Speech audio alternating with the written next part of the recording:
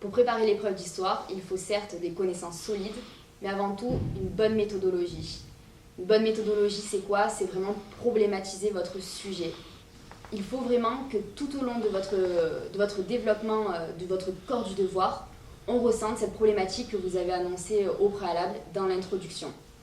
Pour bien problématiser, il faut vraiment comprendre le sujet. Il ne faut pas se jeter directement sur votre brouillon parce que vous avez vu tel terme clé ou que vous pensez que le sujet, c'est ça. Non, il faut vraiment analyser les termes du sujet. Le bornage spatio-temporel qui est très important car il peut vraiment vous donner la clé du sujet. Parce que ça peut vraiment vous aider à comprendre qu'est-ce qu'il faut problématiser, qu'est-ce qu'on attend de vous véritablement.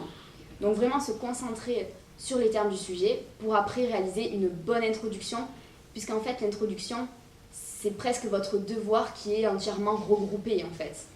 Donc pour l'introduction, une bonne entrée en matière, sachant que c'est vrai que le meilleur des cas c'est pour moi d'avoir une bonne citation, mais le jour du concours, il ne faut pas se leurrer, vous n'aurez pas forcément cette citation en lumière qui vous viendra. Donc une bonne entrée en matière, ça peut être l'actualité, ça peut être plein de choses.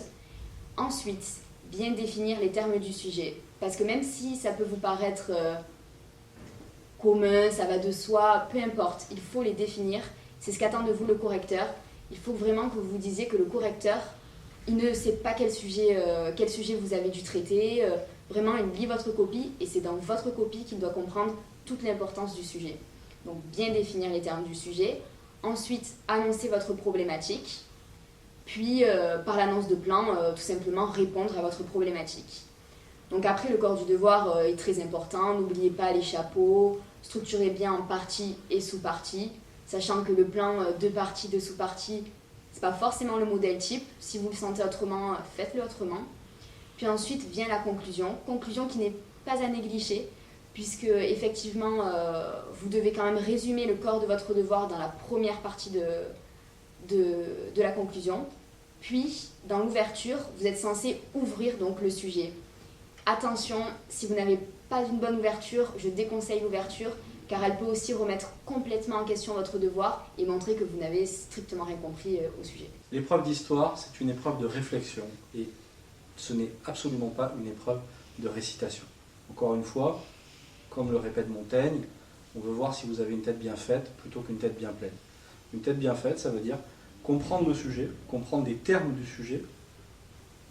Si ce sont des termes polysémiques, quel sens ils ont dans ce sujet-là, comment les termes du sujet interagissent, quel est leur bornage dans le temps, quel est le bornage dans l'espace, quelle est leur définition, et donc, une fois qu'on a tout ça, on voit un paradoxe. Ce paradoxe, c'est votre problématique, et votre devoir, c'est la réponse que vous donnez à votre problématique.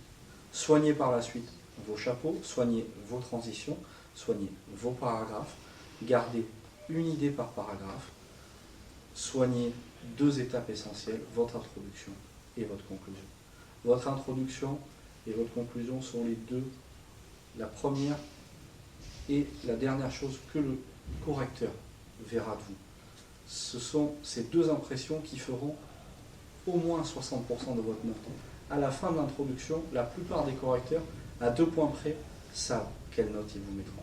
Soignez-la plus que jamais, sur votre brouillon, rédigez-la avant de vous lancer dans la rédaction de votre corps de texte. Pour ficher l'histoire, vous pouvez vous organiser de la sorte, c'est-à-dire diviser votre cours en 3 parties. La première partie sera la France depuis 1945, la seconde, le monde depuis 1945, et enfin la dernière, la construction européenne depuis 1945. Pour chaque partie, nous pouvons faire une première fiche citation. Donc en fait, vous y mettez toutes les citations qui vous semblent intéressantes par rapport, donc par exemple à la France depuis 1945.